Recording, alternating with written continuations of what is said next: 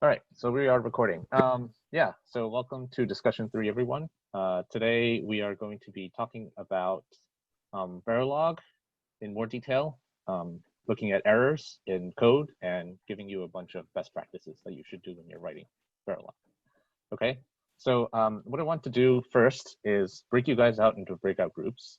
And there are 2 wrong modules here, and there should be about 4 to 5 errors in each one of these modules, okay? So I'm going to bring you guys into breakout rooms, and the odd number of breakout rooms should do module number 1, and the even number one should do module number 2. So make sure you have the discussion slides downloaded, or else you can't see this. Okay. So there's about, let's do this thing. Oh, sorry, you have 2 minutes to do this.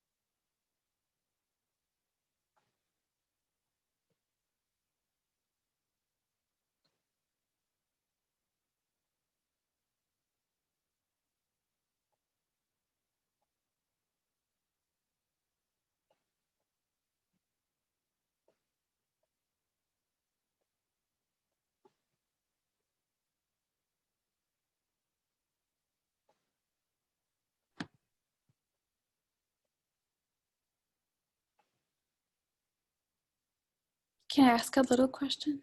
Yeah, you have a little time. So you think bit shifting is the best way to do this? No, actually, somebody mentioned the C-log2. Maybe you should do that instead. Just look it up online, because that is a thing in Verilog that you can just take the log2 of a number directly. I think that's what we were talking about, and I forgot that that existed. So I would convert the 1 hot to a decimal and then do a 2 log? Or No, find... I think you can basically do it directly. Like C-log2 of the 1 hot number should give you exactly the decimal version of it. And then we need to convert that into binary. Well, right. It is already in binary, because everything in hardware is binary. It's right. just the binary representation of a decimal number. Okay, so I looked up this function and it said that this will give us the C. So it wouldn't recognize if it was like an invalid. Correct. I think you would need to probably do something before that to verify that you have only one in the number or something. Yeah, okay. Yeah. Thank you. Okay.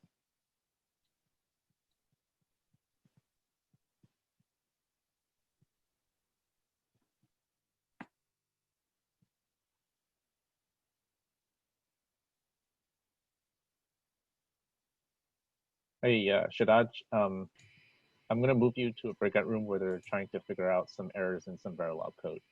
All right. So, okay. Thanks. They might be done, but just say hi.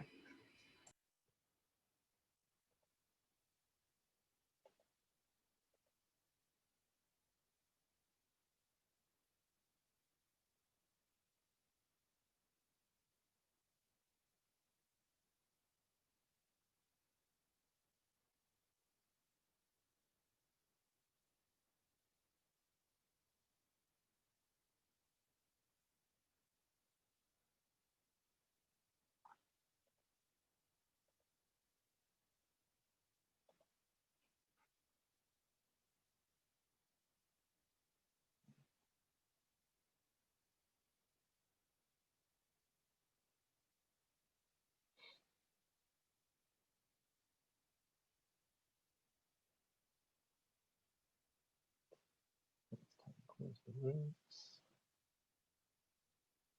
I also have a logistical question. Yeah. So when are we getting our assignments back, like the graded ones?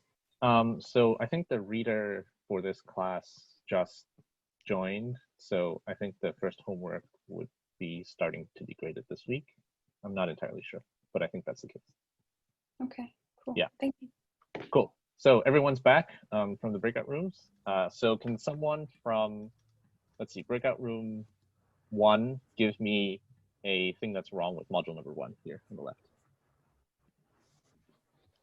Yeah, it's kind of what we were just talking about. We have assigned statements inside an always block. Yes. Okay. So this can't be here. All right. And breakout room number 3, can you give me another thing that's wrong with this block? Well, label that number 1. Or with this module, sorry.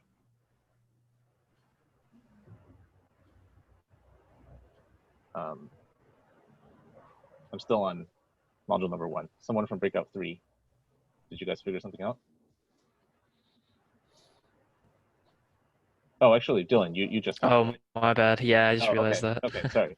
Breakout number 1. I Mistake. think that was Ivy, Nilesh, and Shadash. Can you guys give me something?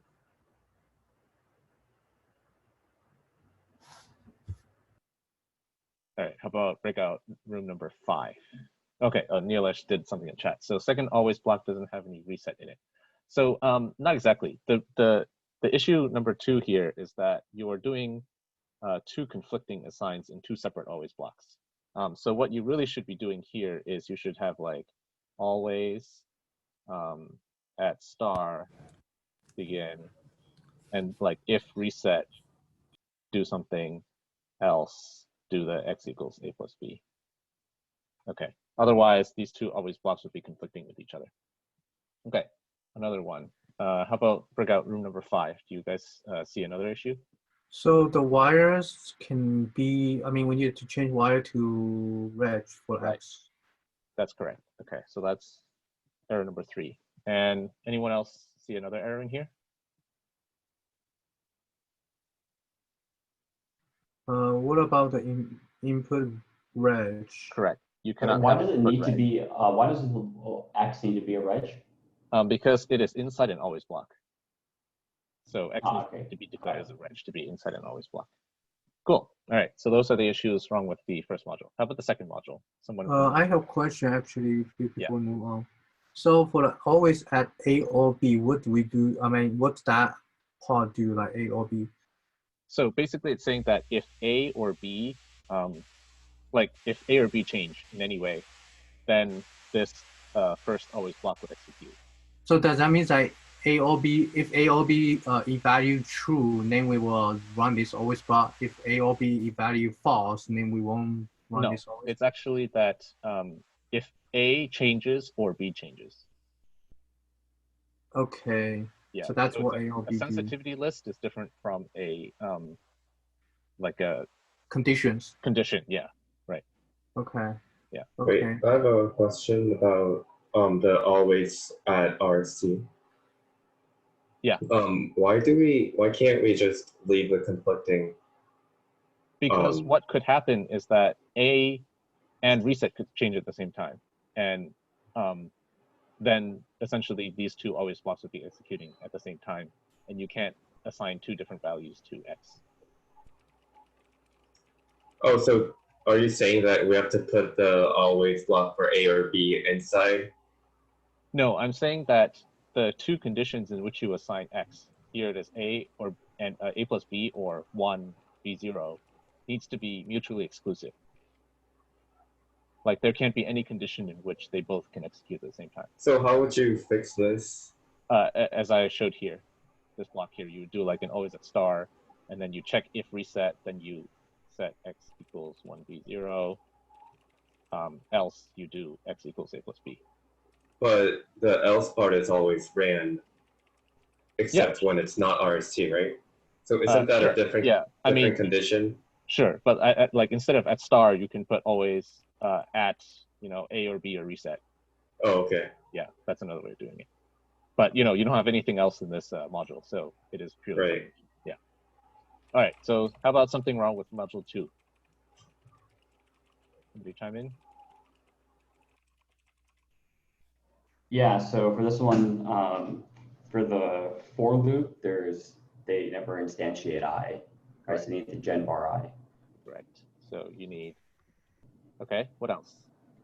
And then also n, like they don't declare n like in the header or anywhere. Right, so it needs a parameter. Okay, what else? And then also you're gonna have an off by 1 error with the for generator loop with x because you don't give x a default value. So for the first iteration, the second, like in 1, x of 0 is going to be. So x of 0 equals what? Okay, Yeah. that's a good one. What else? There's going to be out of bounds error on the other end for the x of I plus 1. That's not true because this goes from 0 to n. So there's only n instant or n values, but this is n plus 1. Actually, how about for a though? For a, no, a doesn't matter It's fine. because Same thing. You're okay. Yeah, that's fine. Okay. yeah, that's fine. So that's fine. What else?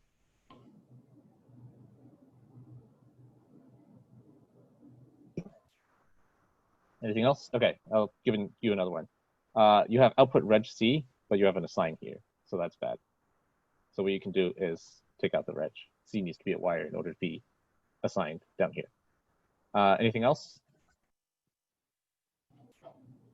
I was missing a semicolon here. All right. So those are the errors in these modules. And next, I'm gonna go through some, thought experiment of how to do coding correctly. So this is the example that you saw in class where you're trying to do some sort of pipeline register, right? And you saw in class that if you write it in this fashion, you're going to get a race condition. And the reason is because this, you essentially have D coming in, right, to clock, right? And then you're going to set this to Q1, but then Q2 directly equals Q1, and then Q3 directly equals Q2, right? Okay. So what I want to you guys to think about is for the remaining 5 candidates, determine if the code that you see here synthesizes correctly, simulates correctly, and is a good coding practice. Okay, so can somebody, look at number 2 and tell me if this is yes, yes, and yes, or whatever combination.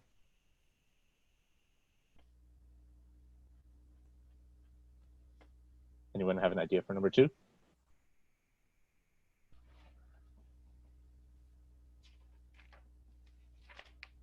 Is it it does synthesize, but it doesn't simulate correctly? No, this actually simulates correctly too. The reason is because you have these blocking statements, and you assign Q3 to Q2 before Q2 gets assigned to Q1, which gets assigned before Q1 gets assigned to D. So this actually synthesizes and simulates correctly. But is this good coding practice, you think? No. Why? Well, if you want because like you have the, how do you say it, like as soon as like it doesn't have the desired effect that you want, which is like the cascading bit. Yeah, it's definitely a lot more confusing to do it this way. And what I'll show you later in the best practices is that if you have sequential logic, you should always use non-blocking statements in sequential logic. Okay, so this one is the one that you saw in class, is the one that you should always do. So this one is synthesizable, simulatable, and is the best coding practice. Okay, how about candidate number 4 here? You have 3 separate always blocks. Would this work?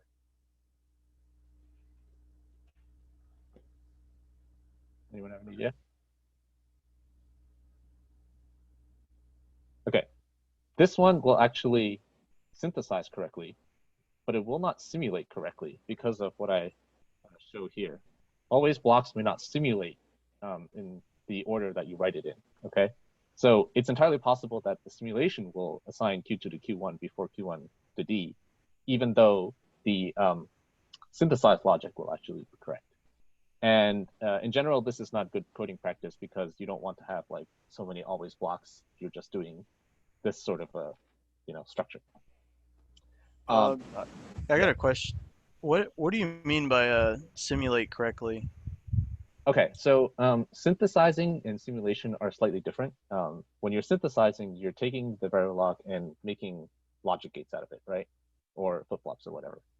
And so synthesis will go through the design and basically look at all the statements and then, generate some thing that comes out of it. So basically, it's going to look at always at positive clock Q1 equals D and say, okay, that is one flip-flop. And then it's going to go to the next always and say, that's another flip-flop where, Q1 is the output of the first flip-flop and so forth. So it will put down 3 flip-flops in this order from synthesis. But simulation is going to go through and execute these 3 always blocks at exactly the same time. But, because it's simulation, you can't really do anything exactly at the same time. It may do it at some random order. So then what's going to happen is that the simulation will not match what you think is actually happening. Okay. I mean, like in simulation, it's like what we did with DVE, where you just look at the waveforms. So you Right. mean like it will like correctly compile, but as the person looking at the waveforms, you're going to see something that's incorrect.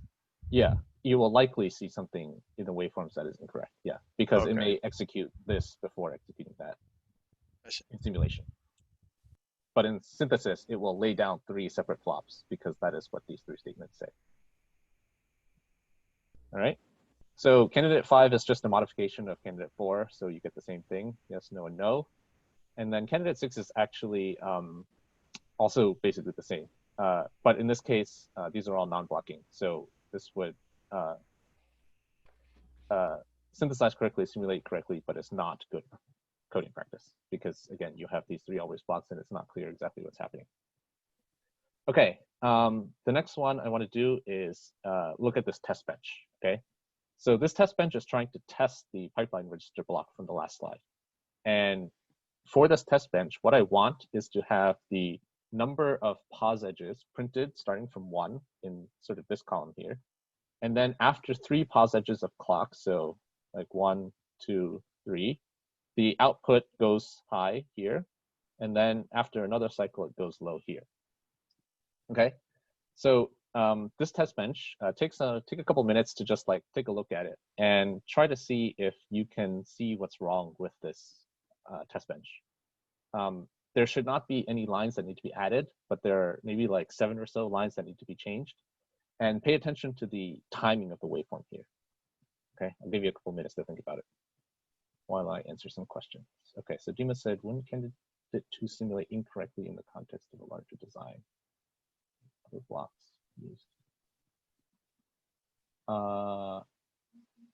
Yes, that's correct, Dima. Actually, you are right. If there are other always blocks that, like always positive clock blocks that may modify Q1 and Q2, yes, it may not be correct.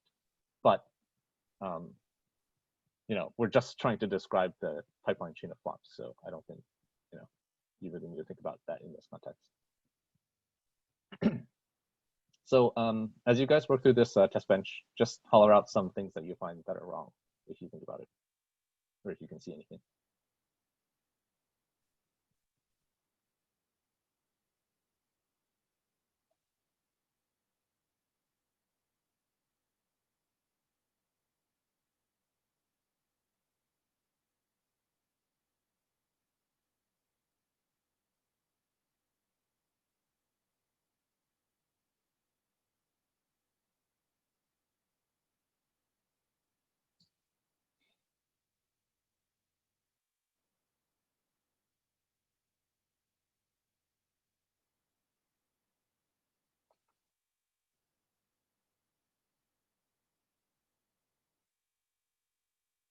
Has anyone found anything yet?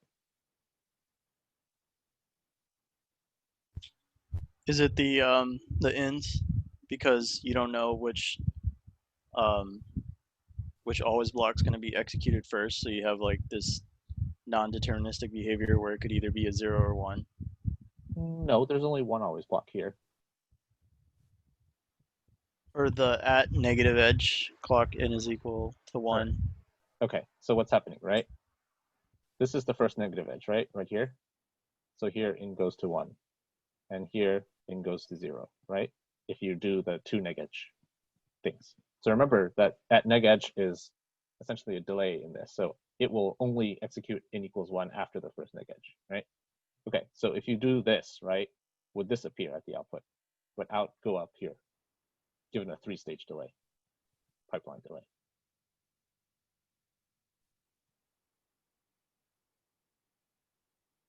Would it work?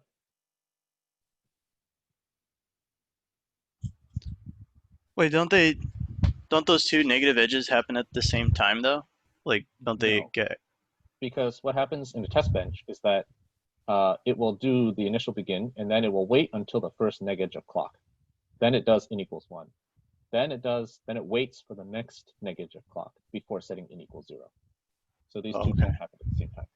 Oh, I see. And then there's a repeat of 3 cycles of pos edge clock before it finishes. Okay. All right, anyone else? Okay, so I think to answer your question, that is one thing that is wrong. In effect, what you actually want is to not wait for the neg edge of clock here. You want to start with in equals 1, so that in is 1 here, and in changes to 0 here. So that, 3 cycles later, 1, 2, 3, out goes to 0. Okay, so that's one error. Anyone else have another error you can find?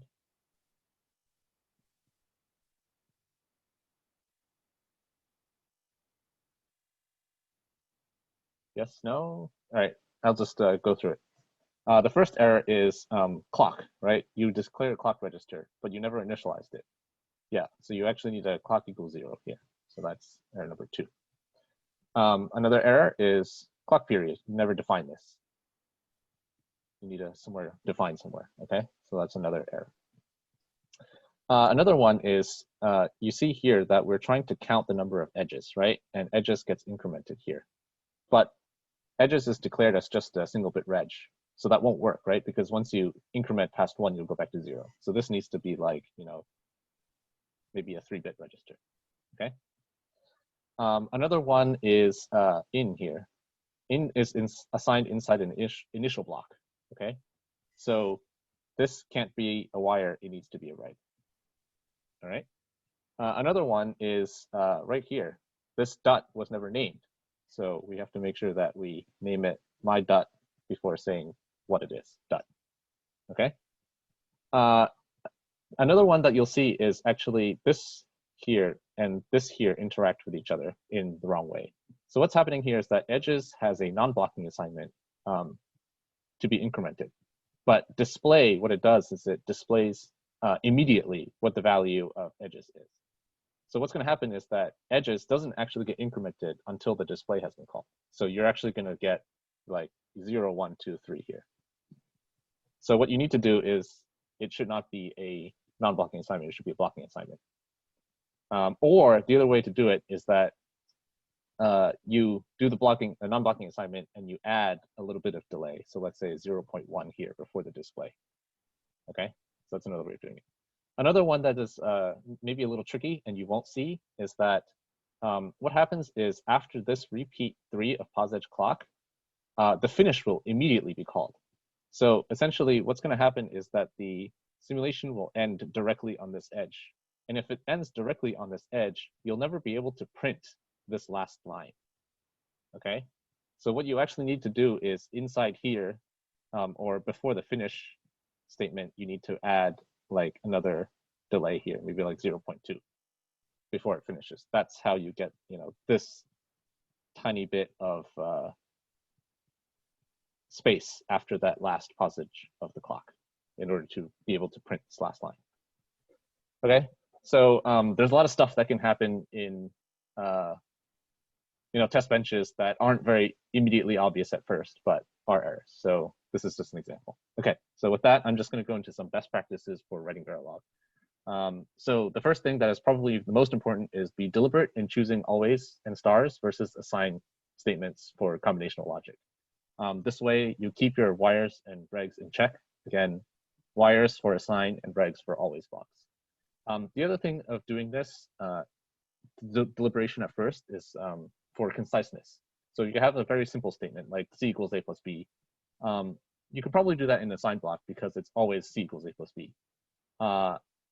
Additionally, you maybe not need to do like always at star if else, if you can just do it with assign and a ternary statement here. However, you would always need an always block if you do something like a case statement, okay? Another thing is when you have always and initial blocks, you should never mix blocking and non-blocking assignments inside. And the reason is because it becomes very hard with someone else reading your code to keep track of what's updating and what's not inside that block. So a general rule of thumb is this: if you have purely combinational logic, use blocking assignments; purely sequential logic, non-blocking assignments; and if you have mixed logic, you should also use non-blocking assignments. Okay.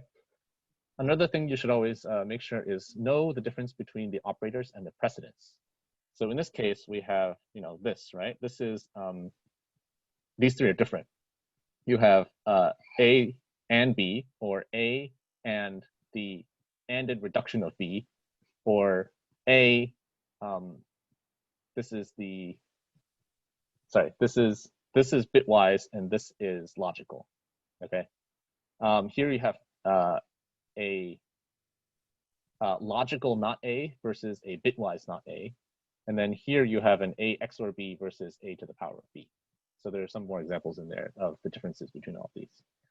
Another thing is you should always use oh, sorry, you can't see my pointer. Okay, yeah, I'll make sure I mark it as I keep going. You should always use parameters, generates, and macros. This improves your correctness and code reuse for other people. And always make sure that you have hierarchical modules inside your code to also improve readability. Another thing is when you declare things, always use little endianness. So like this is the MSB to LSB, all right? And then when you have constants, you should always annotate the radix and width to describe your intent. So here's examples of all the radixes and widths that you can specify. When it comes to test benches and simulation, you should always keep the test benches separate from your device that you're testing because the test benches are not synthesizable. This also lets you port your design code and scale it for test coverage.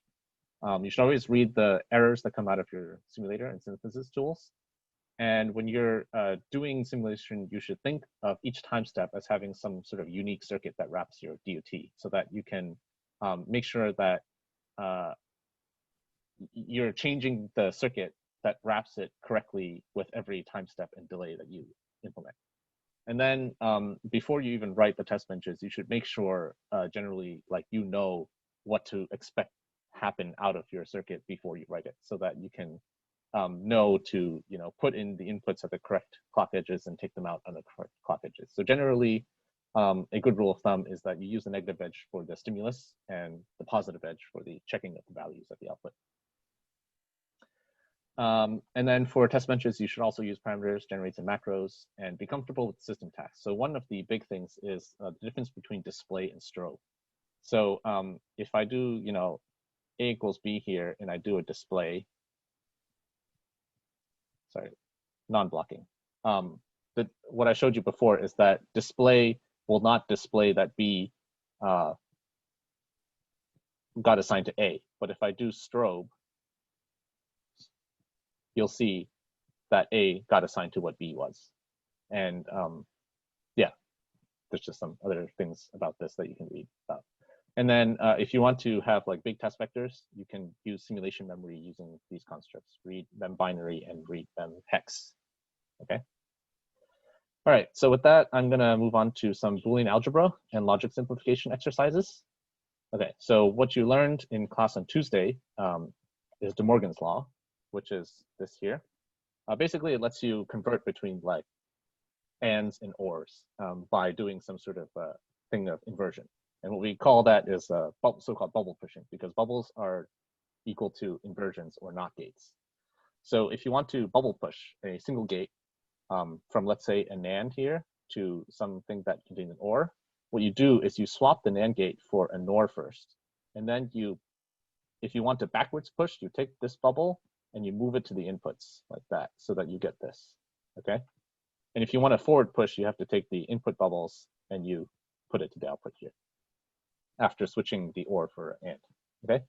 So when you have some complex gates, you want to always work backwards. You want to begin at the final output and push the bubbles backwards from there. Go gate by gate in the chain. You also want to make sure that you know that bubbles can move or cancel, and that facing bubbles, bubbles that are like at the output of one gate and the input of another gate may be generated where convenient. You also don't have to apply bubble pushing to every single gate in the chain because it may make it easier for it to work out. So here I have an example, okay? And we're going to bubble push this to generate something that makes more sense to us. So let's start off with the expression from this diagram. We basically have A nor B, okay? And then this is going to be NANDed with C, and then this is going to be NANDed again with D. So this is not a very readable expression, right? So we want to try to generate some other expression that makes it more readable for us. So what we can do is we can bubble push. So one thing, the first one we can do is the output here. So we take the NAND and we convert it into, two knots and an OR.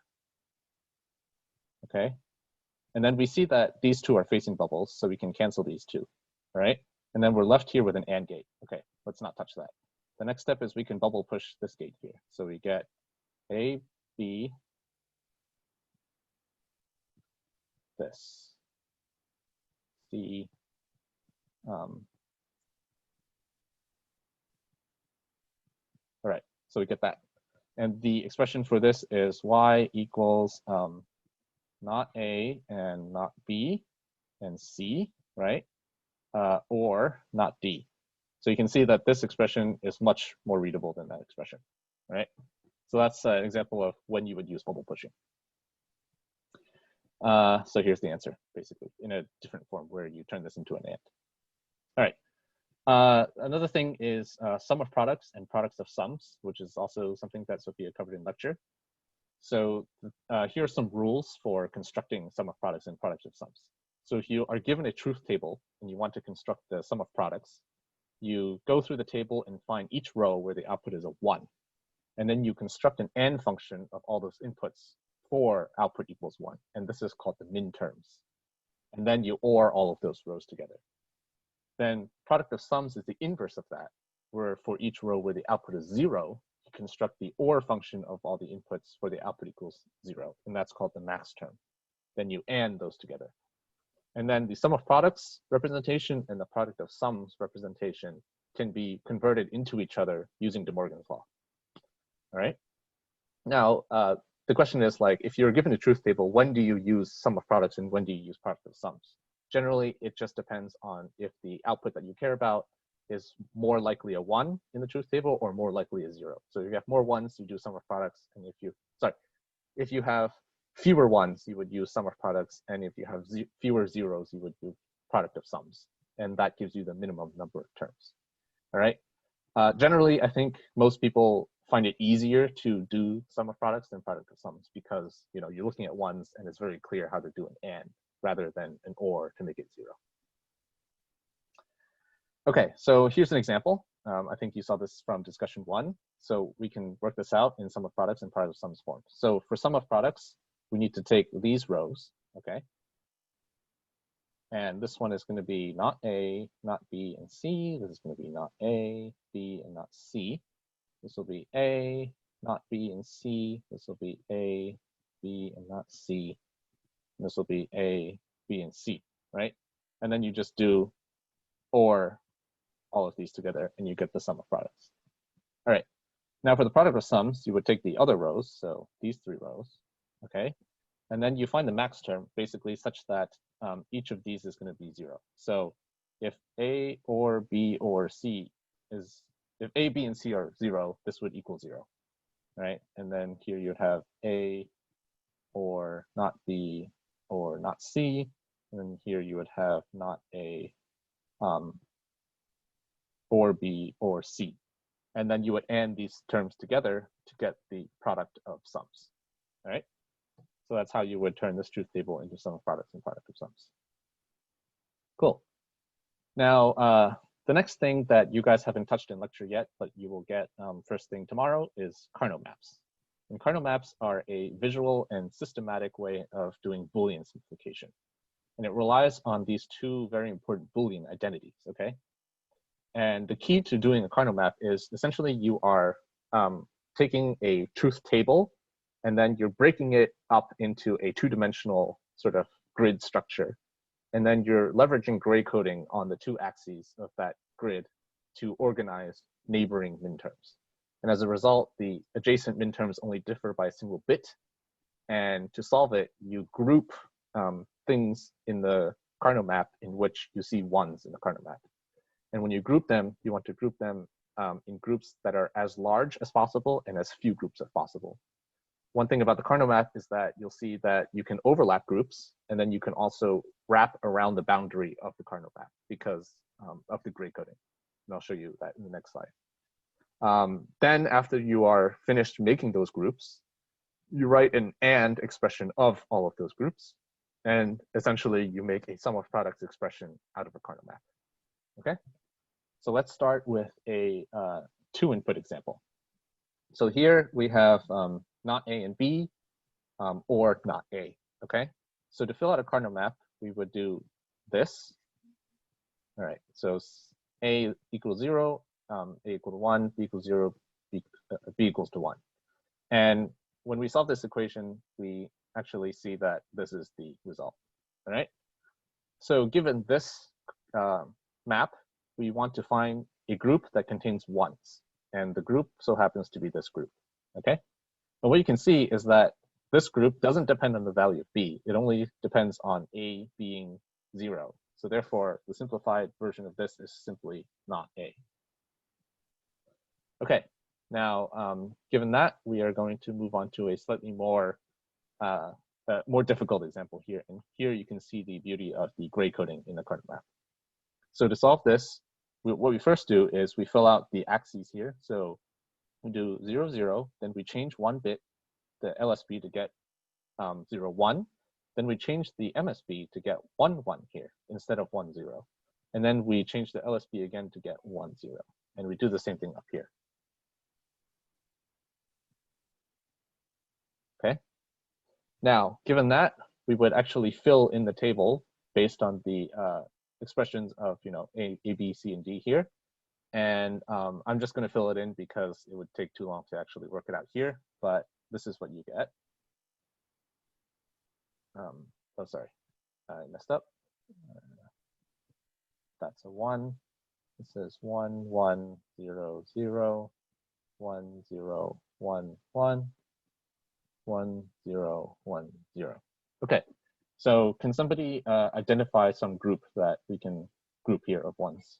That makes the most sense.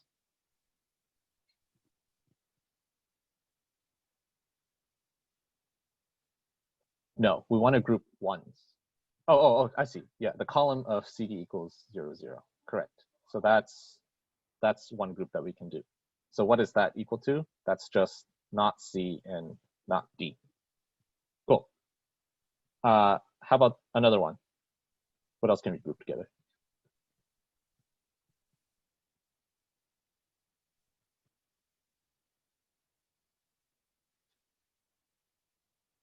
AC. Not sure what you mean here.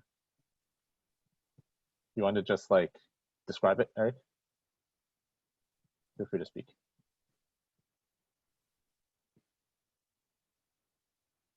Okay. All right. How about I just keep going? Maybe another very obvious one would be this one, right? Okay. Another obvious one might be this one. All right. And another obvious one might be this one. Okay. So then what do we do about this guy? This guy here. This is what I talked about, the wrapping around. It turns out what we can do is we can group this with this one, like that. And why can we do that? Because only C is changing between this one on the right here and this one on the left, okay? So if we work it out, this one here, let me label that 1, is not C, not D. This one here, if I label it 2, would be, let's see, it doesn't depend on D, so you have not A, B, and not C. All right, then let's take this group here. This is A, B, and C. All right, this group here is going to be not A, C, and D.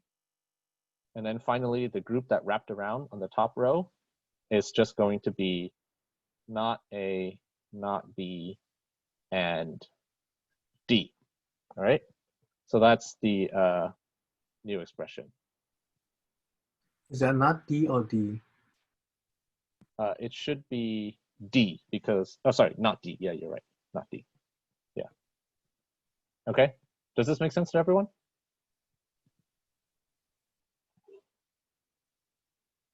Okay. I will assume that makes sense. Okay. So now what happens if we have a Carnot map that is not square, right? What if we have an odd number of inputs? So what I'm going to go over next is just something that you might see other people do, and my recommendations for what you should do instead. Okay, so an odd input Carnot map, I think the ideal way of doing it would be to, just extend the table such that you have an odd number of inputs on one of the axes compared to the other axis. So the AB here, we would still do 0, 0, 0, 1, 1, 1, and 1, 0, okay? However, for C, D, and E, what we want to do is 0, 0, 0, 0, 0, 1, okay, 0, 1, 0, oh, sorry, 0, 1, 1, 0, 1, 0, 1, 1, 0, 1, 1, 1, 1, 1, wait, I did something wrong here. 101. Yeah, 1, 0, 1, and 1, 0, 0. Yes, okay, yes, there you go. All right, somebody asked, can you make a 3D Carnot map? Theoretically, yes, you could make a 3D Carnot map, and you would just do your 1 groupings in the 3rd dimension. But obviously that is not as easy to work out on paper, right? What is the order in which we need to order the bits in the axis? Okay, so this is kind of up to you. Like here, we broke it out into A, B, C, D, and E, but you could equally just do like C, D here and like A, B, and E here, right? It just depends on how you want to do the map so that it might make this most sense to you if you see some patterns in the original Boolean expression. But generally, you don't need to do that because everything reveals itself from the Carnot map. Wait, so the axis just has to change one value at a time? Correct. Yeah. Between each square of this map, only 1 bit should change at any given time. Yeah. So like gray coding is the best way of doing it because it's like an orderly way of which bits you change. So you can see that I changed the least significant bit, then the 2nd most significant bit, and then the 3rd most significant bit, and then go back down to the least significant bit. Okay. So, if you were given an expression, you would fill this table out just like I did with the 4 input one, and then you would group them just like I did the 4 input one, and you would be able to find the expression of 5 inputs. Now, the other way that some people do it that is certainly less ideal is doing it this way. Okay, so in this case, you would do this, right? Okay, so can someone sort of identify what might be less ideal about doing it this way? Or you have to look both charts Yeah, that's to right. care about E? Yeah, so finding groupings might be a little more difficult, right? So let's take an example, right? Let's say I have this, right? So, this is a grouping here, and this is a grouping here. And clearly, this would be easy to spot because it doesn't depend on E, okay? But this would be equally easy to spot in the previous one, right? So let's find out where we would put it. So in this case, we're looking at 0, 1, 0, 1, 1, 0, and 0, 1, 1, and 1, 1, 1, okay? So that's going to be here. You would have it 1, 1, 1, and 1. Right, if I'm not mistaken. No, that's wrong. Not these two. It would actually be here. What? No. Here, like that. Right? Yeah, E is switching. Yeah, C and D are 0, 1, and 1, 1. Yeah, okay. Yeah, so you would see that here. What I showed here is exactly the same as this. And this is actually, much more easy to deal with because you can just see like there's a group of 4 ones like that.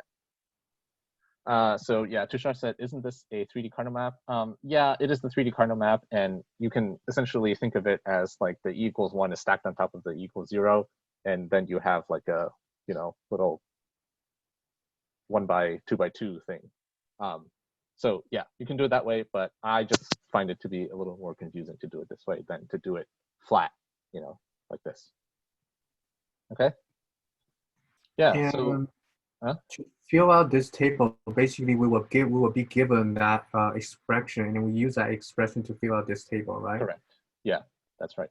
And then once we fill it out, and we just find the where ones are near each other, and we just like circle that, and then Yeah, that's right. So one thing to note is that when you do these groupings, they can only be like rectilinear, or you can only, you know, make rectangles or squares. You can't have like complex shapes like this, right? That doesn't work. Because in this case, doing it that way would involve more than one bit changing.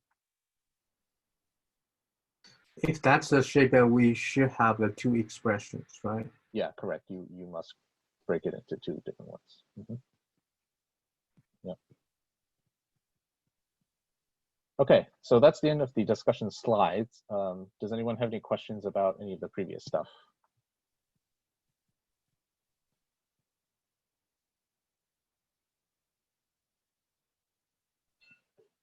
Oh, can I look at the slide right before this one? Yeah. I was just confused on how I would actually go from that group to an expression. How you would go from this group to an expression, you said? Uh-huh. Okay, so to go from this group to an expression, in this case, it occupies only a single row, right? Right.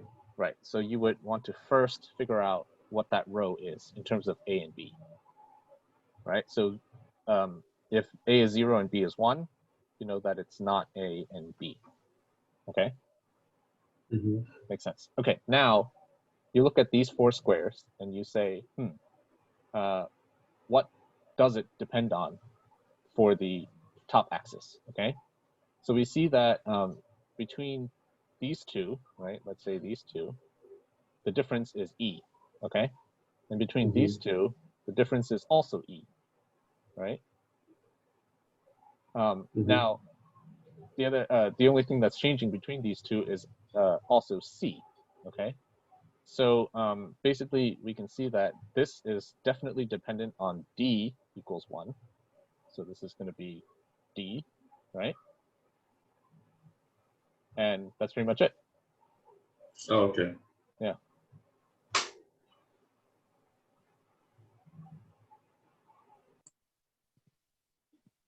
Yeah, so this rectangle here is not, okay. Which Verilog slides, the test bench one or the original one, the first one?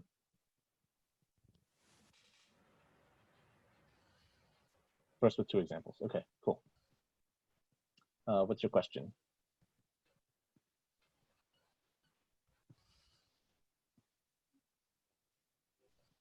Why is the red crossed out? Okay, you're saying error number 4 here, right? So this is a thing with Verilog. Inputs cannot be reges. They can only be wire types. Because inputs will always appear essentially on the left side of something else that's driving it. Okay, so you don't know what that something else is. That something else may be a test bench, it could be another module. But inside the test bench or that module, you may be assigning to it in an always statement or an assignment statement. So that's why inputs to modules cannot be declared as reges. Does that make sense? Okay, what was the repeat with problem with repeat on the test bench? There's actually no problem with the repeat. So what this repeat is just doing is it's essentially waiting for 3 positive edges of the clock. So basically what happened here was, you know, let's say this was crossed out, right? And we have something on the negative edge of clock where n equals 0. So that's this little edge here, right? Then if we repeat 3 positive edges of clock, then we essentially wait, and then wait for this edge, okay? Then as soon as this edge happens, we finish. All right. So this is essentially saying that at this positive of the clock, I finish. Now, the problem with that is if you finish exactly on that edge, you will not capture this out falling edge. So that's why you have to include this little bit of delay before you actually finish the test. Alternatively, you could, make that a 4 or something. Yeah. Can I ask a question on this side? Mhm. I wonder if in clock age 3, why the output transition from X to 1, right? I want to know why you sample 1 in that edge. I thought it would sample like the previous value. Okay, so note this note here, the pipeline registers have no reset. So inside this pipeline, right, Q1, Q2, and Q3 are not reset to any value. So when you begin the simulation, they are all equal to X. Yes. Okay, so that's why you see X here. Now, the reason why 1 appears at this edge, right, is because if I set the initial value of in to be 1, then it propagates through. So essentially, D is going to be 1 at this point, and then Q1 is going to be 1 at this point. Yes. Q2 is going to be 1 at this point, and then Q3 becomes 1 at this point.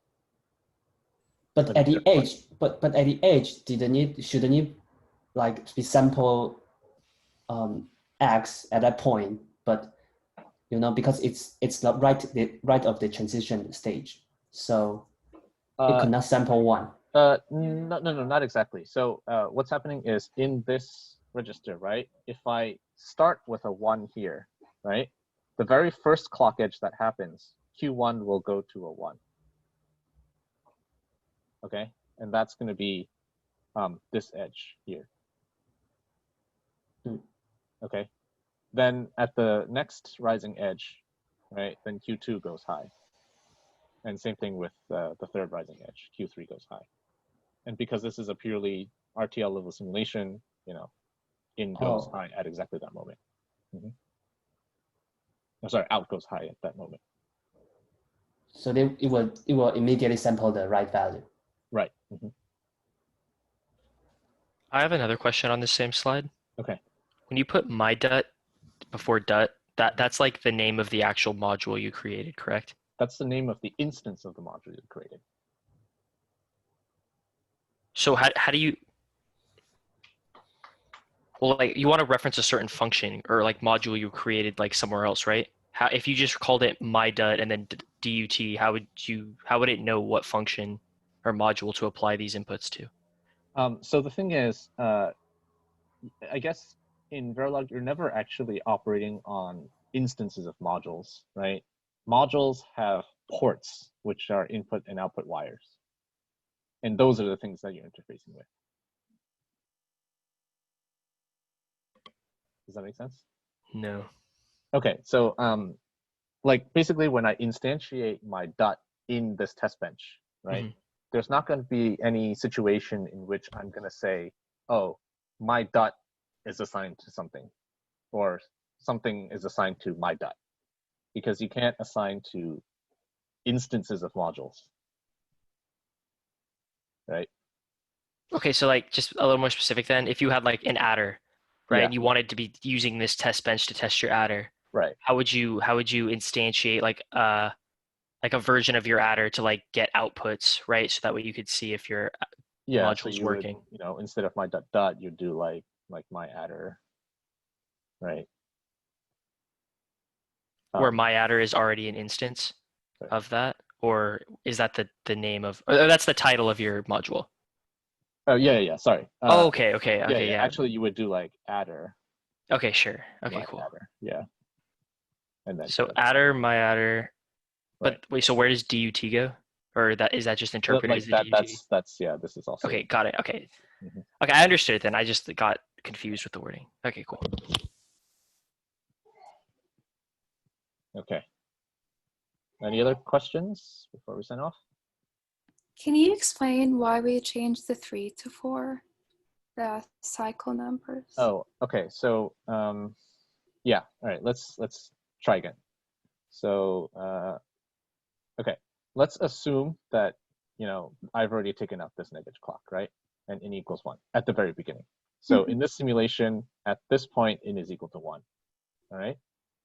Then n doesn't change to 0 until this point, which is the negative edge of the clock, okay?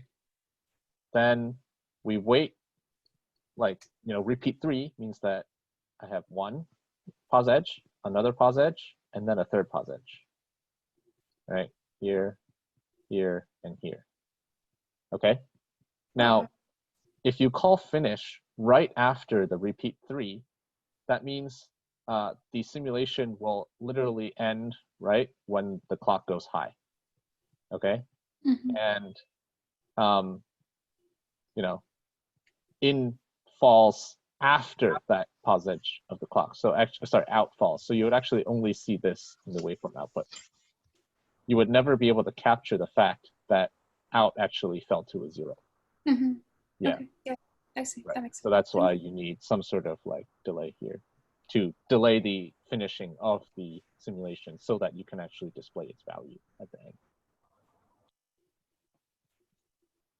Okay.